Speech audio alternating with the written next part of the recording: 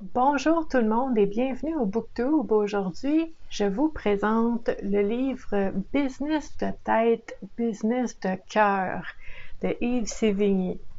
Ça ressemble à ça ici, un très beau livre, vous en conviendrez. Et ça, j'aime ça quand sur le livre on voit le beau visage de la personne qui l'a écrit. Voici Yves. Si vous ne le connaissez pas, ça vaut la peine d'aller voir son site internet et les différents réseaux sociaux.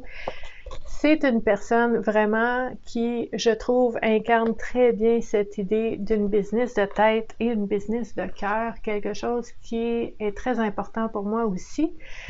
Ce livre-là nous parle de l'épanouissement, du bien-être, d'être à sa place au travail. Donc, c'est sûr que si vous vivez pour la retraite, si vous vivez pour la fin de semaine, si vous vivez pour votre chèque, votre salaire qui va rentrer et que votre travail se résume à ça, ça se peut qu'il y ait des frustrations, ça se peut que ce soit pas facile, ça se peut que ce soit lourd à porter.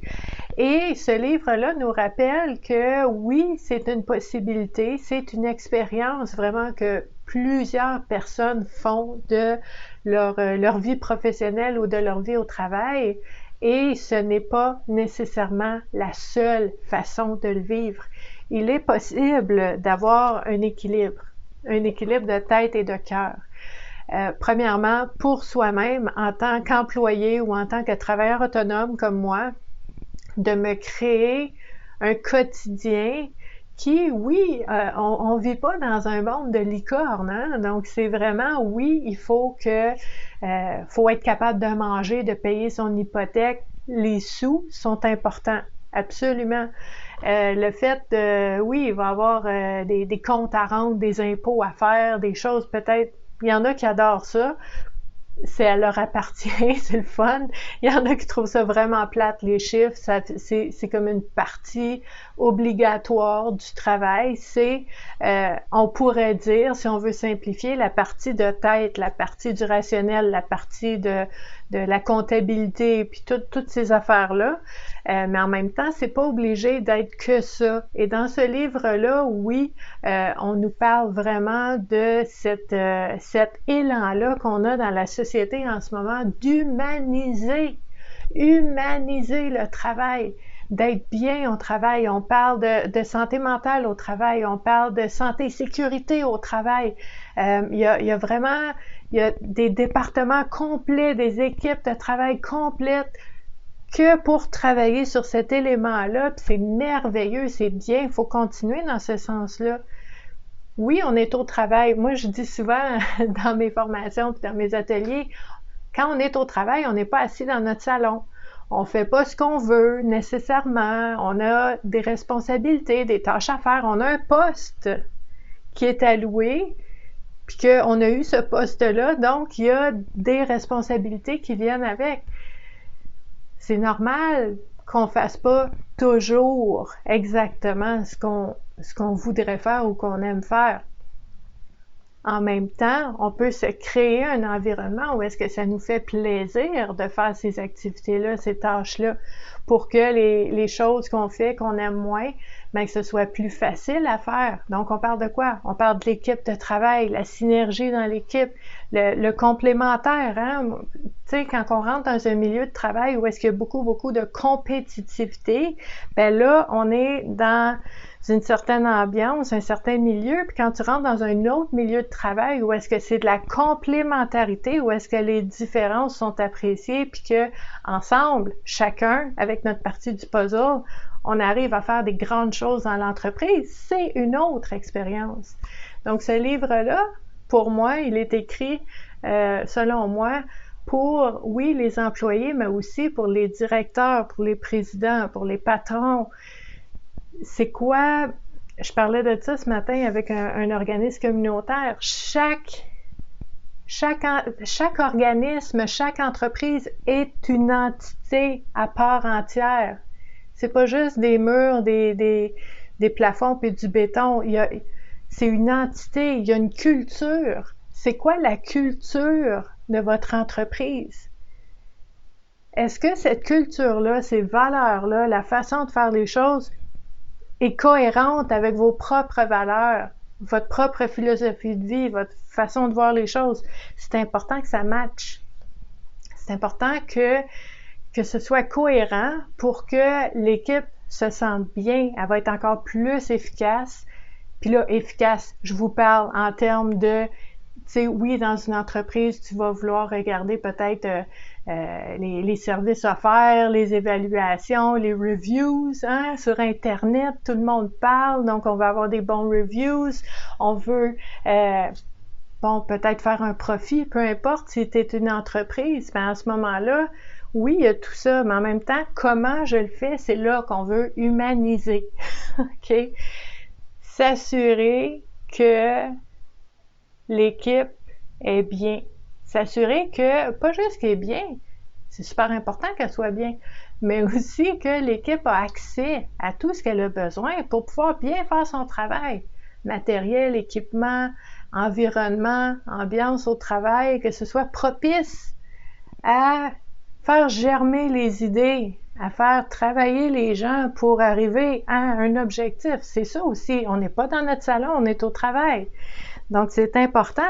Et dans ce livre-là, Business de tête, business de cœur, il nous propose, il y a 17 chapitres et 17 façons différentes d'approcher cette réflexion-là pour essayer d'humaniser un petit peu le milieu de travail.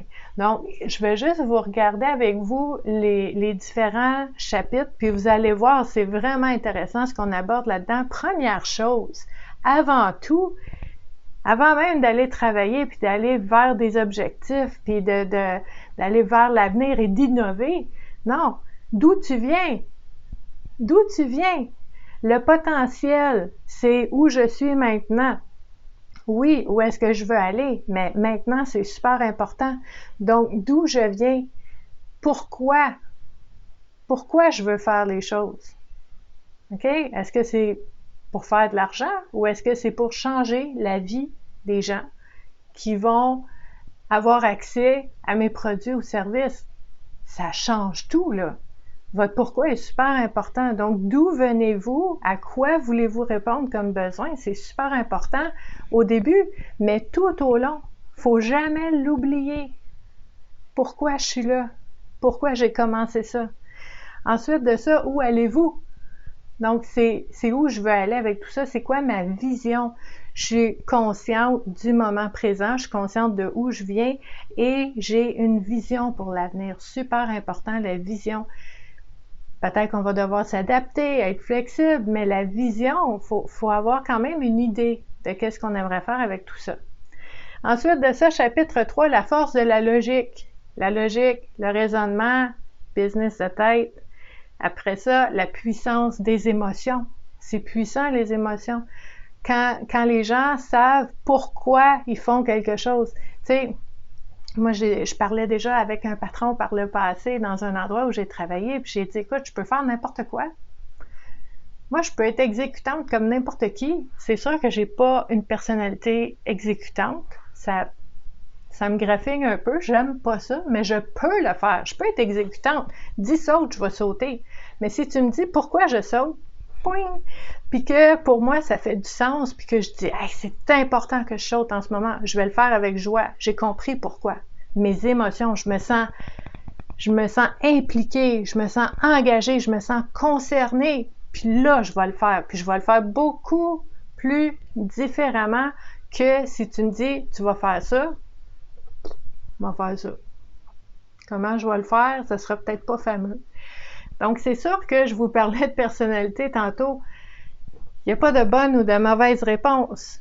Moi, je suis pas une personnalité exécutante. Moi, j'ai besoin que tu m'expliques pourquoi, puis j'ai besoin de concerner, puis là, je vais tout donner.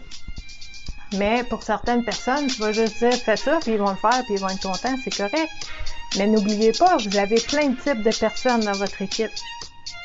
Donc, pourquoi ne pas dire aux gens pourquoi? Pourquoi ne pas les impliquer, leur donner un sentiment d'engagement, puis d'aller chercher vraiment une raison là qui va faire comme « Wow, oui, je vais le faire, puis c'est important que je sois là. » Vous voyez la différence? Donc, ensuite de ça, dans le livre, on va nous parler aussi de l'importance de la sécurité. Le sentiment de sécurité, c'est la base de la pyramide de Maslow. Donc, si vous-même, en tant que patron, si votre équipe de travail se sent en sécurité, ça change tout. C'est important, la sécurité.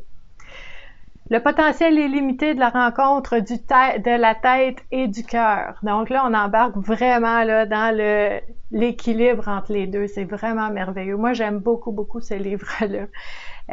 Chapitre 8, le courage de ses convictions. Ça me parle beaucoup personnellement. Là, je ne sais pas pour vous si ça vous parle, là, mais moi, c'est une des clés pour mon bonheur dans mon travail, d'être aligné à mes valeurs, et si je ne le suis pas, d'avoir le courage de mes convictions et peut-être de dire non à des contrats, peut-être de dire non à des partenariats parce que ça me convient pas. Ça prend du courage, mais on en parle dans ce livre-là, c'est important. L'impulsion de l'intuition. Moi, j'aime beaucoup Yves Sévigny. Il est tout ça, il est très, très rationnel, mais il est vraiment très, très intuitif aussi. Il est beaucoup dans l'énergie, le ressenti, et très, très, très concret aussi. C'est vraiment un bel équilibre, cet homme-là. Chapitre 10, la constance des valeurs, l'importance de la cohérence dans les valeurs aussi. L'intensité de l'organisation et de ses relations. Ça, c'est important aussi de se sentir concerné, sentir un sentiment d'appartenance. Donc, on parle de tout ça. C'est pas juste aller au travail pour avoir sa paye puis faire une tâche. Il y a tout ça autour. Puis oui, moi, j'accompagne aussi les entreprises, des fois les équipes de travail, les organismes communautaires. Puis des fois, les patrons vont me dire « Hey, tu me donnes l'ouvrage, là. Tu sais, ça prend du temps, ça prend de l'énergie. J'ai pas le temps de faire ça. » Mais le temps que tu vas prendre pour tout placer ça, ça va faire en sorte que tu vas prendre moins de temps après pour recruter, faire la promotion, recruter des nouvelles personnes, les former. Tu sais, c'est du temps, ça aussi, là. Imagine si tu pouvais garder les personnes que tu as déjà. C'est peut-être que ça vaut la peine, le temps, l'espace, l'énergie que tu mets sur le fait de placer toutes ces choses-là pour avoir un environnement de travail sain qui va faire que tu vas sauver du temps. C'est un investissement en bout de ligne. Pensez-y bien. Ensuite de ça, chapitre 12, la portée des règles et leurs limites. C'est important d'être encadré, c'est important d'avoir de la structure. Moi, j'accompagne des personnes pour être organisées aussi, planifiées, organisées. C'est excellent. Mais c'est important de voir aussi la limite de ça, qu'on peut pas tout contrôler, qu'on tout peut pas être tout le temps coupé au couteau. Il y a de l'humain là-dedans. On n'est pas des robots. Donc, il va y avoir du cas par cas, il va y avoir de l'ajustement, de l'adaptation, de la flexibilité. C'est important de voir ça aussi. Chapitre 13, l'énergie du charisme. Ça, j'ai envie de vous dire, tu sais, tout se dit, mais c'est dans la façon de dire. Ça va passer ou ça passera pas. Donc, le charisme, c'est important. Puis, il y a des personnes qui vont me dire, ouais, mais moi, j'en ai pas. C'est possible. Mais ça se cultive, du charisme. Tu sais, tout n'est pas perdu. Tu peux devenir une personne charismatique, si tu veux. Donc, on peut travailler là-dessus. Chapitre 14, l'effort de développer son leadership. OK? Ça, vous avez peut-être déjà vu les images, la différence entre un patron et un leader. C'est pas pareil. Comment je fais pour développer mon leadership? C'est quelque chose d'important dans les équipes. Pas juste pour le patron. Tu peux être un employé dans une équipe de travail et faire preuve de leadership pour tes collègues. C'est super, ça. Chapitre 15, la propulsion vers l'action.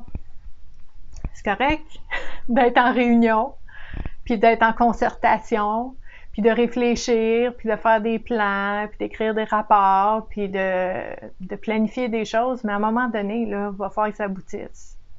Faut agir. Faut que ça se fasse. Puis si c'était pas la bonne solution, on va réajuster, on va essayer d'autres choses, mais faut agir. C'est important d'agir. Donc oui, vous le savez, moi je vous parle toujours, c'est important de réfléchir, introspection et tout ça, super important, mais éventuellement, pour que ça ait des effets, des impacts, il faut agir, il faut faire quelque chose. Ensuite de ça, chapitre 16, la rencontre de la tête, du cœur et du corps. Vous voyez la belle synergie, la belle vision globale des choses. C'est vraiment un livre, oui, axé sur le travail, mais il est spécial, le livre. Okay? Donc, on nous parle vraiment de l'équilibre là, de toutes les sphères de notre vie. Donc, la tête, le cœur et le corps au travail, que ce soit aligné, tout ça. Et le chapitre 17 qui s'appelle « L'argent, le pouvoir et le cœur ». Notez bien que Yves Sévigny, comme moi, il n'a pas dit l'argent, la tête ou le cœur. C'est « et le cœur ». Tout ça, c'est important dans le milieu de travail.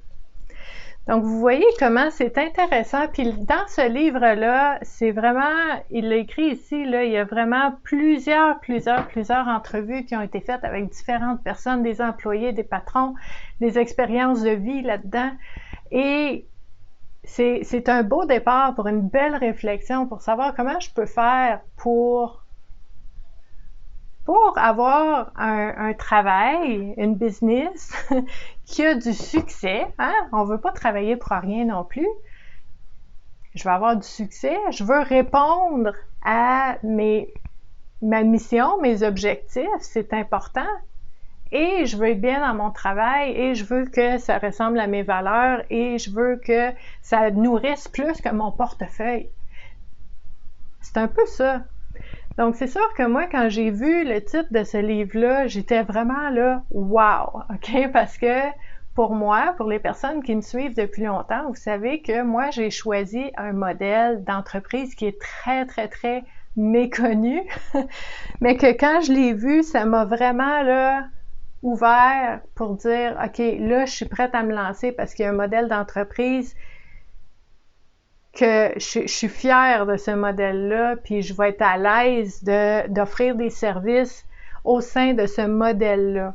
OK? C'est en parfait alignement avec mes valeurs. C'est l'entreprise à vocation sociale. Si j'avais à résumer c'est quoi, ben c'est la tête et le cœur. Donc, c'est vraiment, oui, comme je vous disais tantôt, de payer mon hypothèque, d'avoir de la bouffe sur la table, puis d'être capable d'aller en camping l'été parce que j'aime ça, hein, d'avoir des sous un peu pour pouvoir vivre, et de pouvoir offrir des services essentiels, importants, de qualité, avec mes 25 ans d'expérience, à des personnes qui en ont besoin, puis que ces services-là soient accessibles facilement.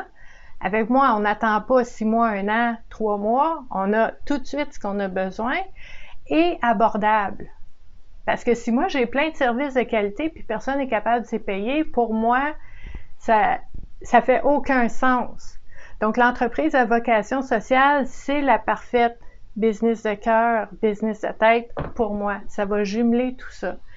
Donc, vous voyez pourquoi ce livre-là me tient à cœur et j'ai passé un petit peu plus de temps sur ce booktube-là parce que c'est méconnu et je trouve ça important qu'on en parle.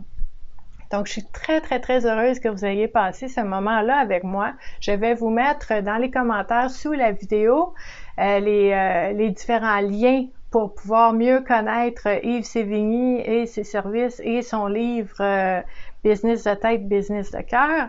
Et je vous invite aussi à me joindre sur mes différents réseaux sociaux. Vous allez voir ça aussi en dessous de la vidéo. Donc, merci beaucoup d'avoir été là et je vous souhaite une excellente journée. Je vous dis à la prochaine. Bye!